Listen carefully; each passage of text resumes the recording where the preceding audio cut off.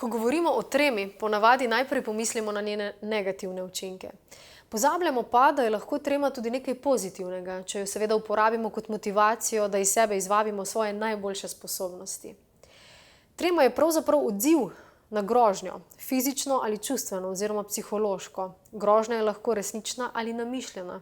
Percepcija posameznika pa je tista, ki sproži stresni odziv.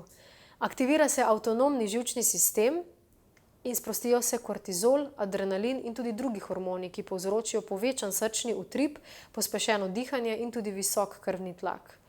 Kri je iz notranjih organov preusmerjena v dele telesa, ki povzročijo, da se telo odzove na stres. Temu pravimo tako imenovani boj ali beg odziv.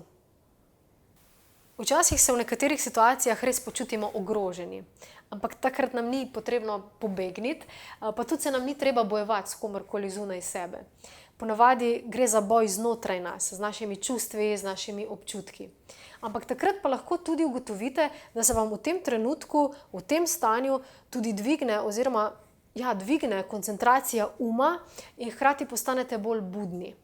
In ker postanete bolj budni, postanete tudi bolj učinkoviti. Zato uporabite to silo adrenalina, da jo vnesete v svoj nastop in ste samo še bolj učinkoviti na tak način. Se pravi, ohranite svoj fokus.